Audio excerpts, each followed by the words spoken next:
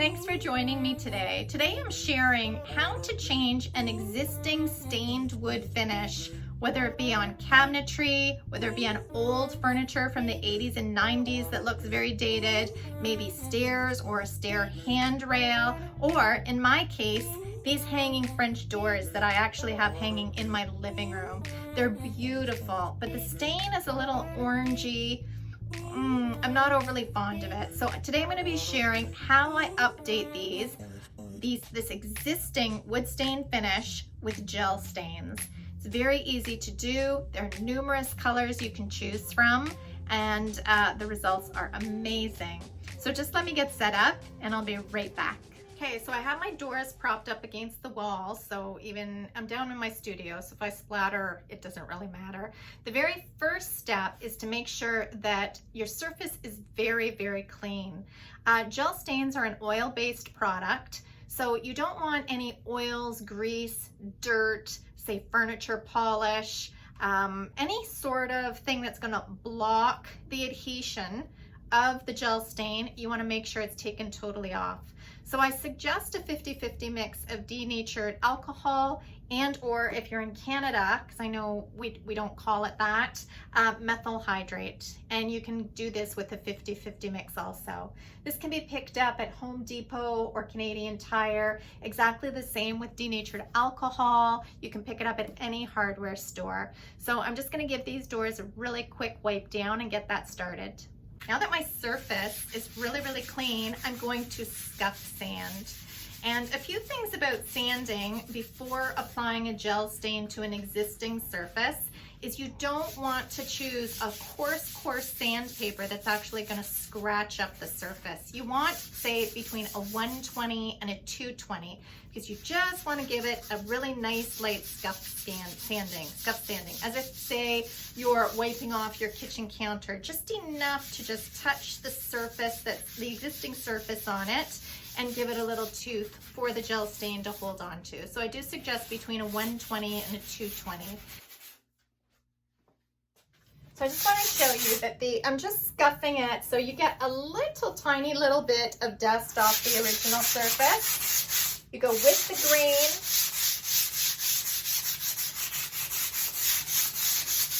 And it's just a little scuff sanding. Let me bring you in so you can actually see that.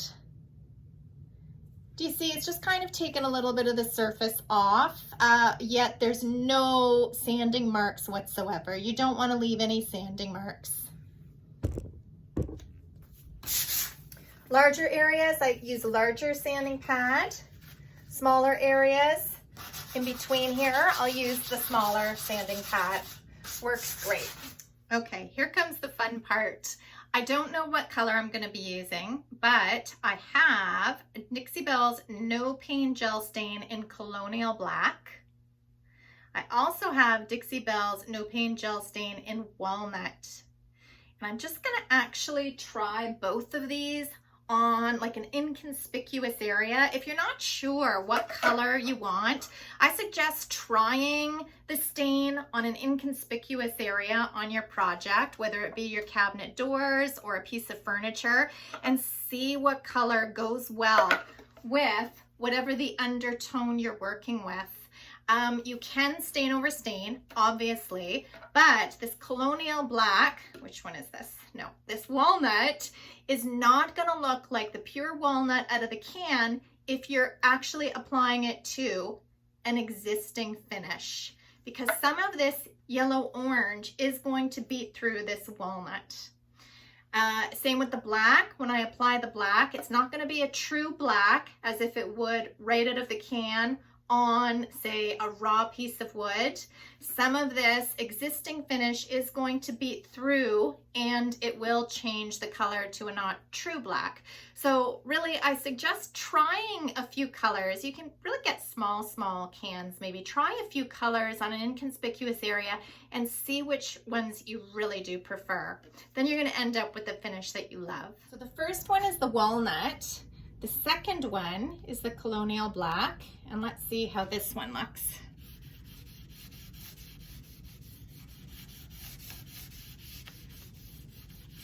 Okay, so that's a big difference between the black and the walnut. I think to make an impact, I'm actually going to use the black, and I might even just need one coat of it. Or maybe 2 coats. But that takes away more of the orange than the walnut actually did. So my choice, Colonial Black.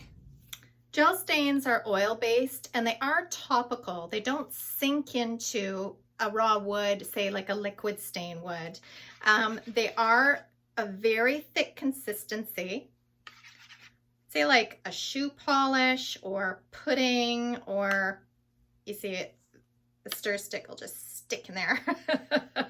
But you do need to give them a good stir before you start using them to make sure that everything's all mixed in there properly.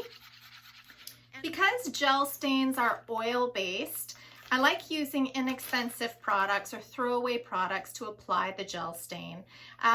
Really inexpensive chip brushes are great.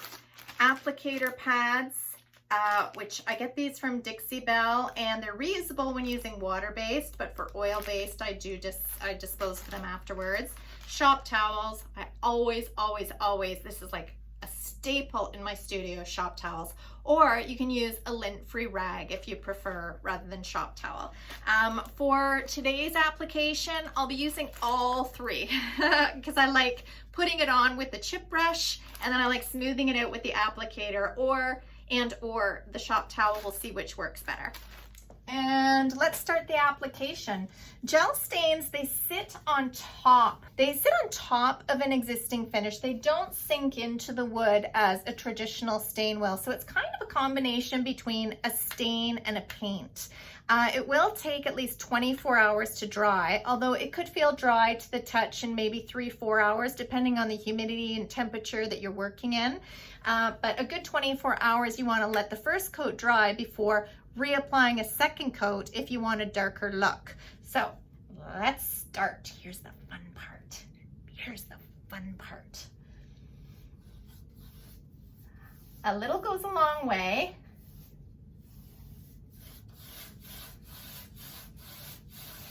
Just gonna put this on. Any of the little dents or nicks or crannies that I have in there, I'm gonna make sure that the gel stain gets in there. I think this is gonna look great.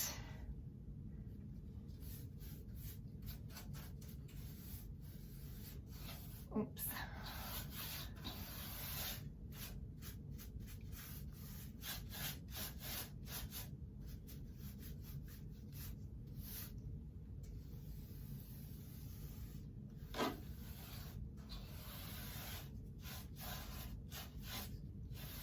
Then what I'm going to do is come in with my applicator pad or my shop towel. I don't know which is going to work best, so use whatever you feel more comfortable with or that's getting you the results that you like. And we're just going to wipe this off.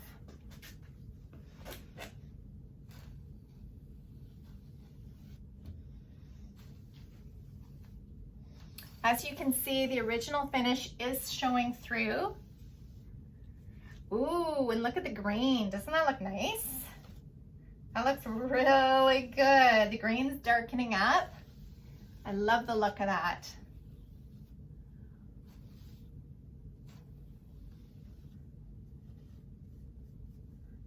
That looks lovely.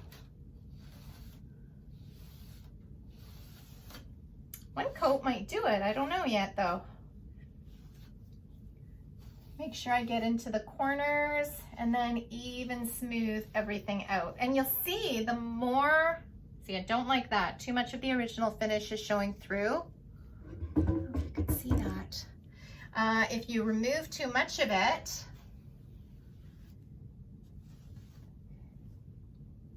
you're gonna see that it's not even finish. Okay, so I did take too much off there. I'm gonna put more on.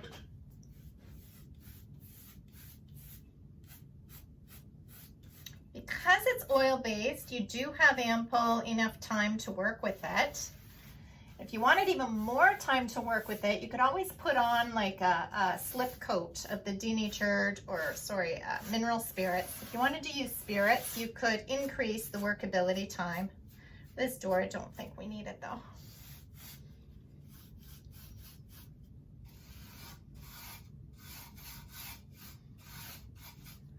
I think this Colonial black is gonna look so good.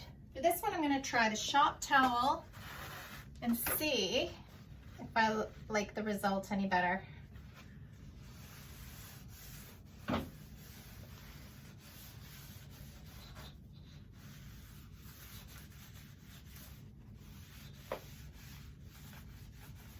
might be a little easier.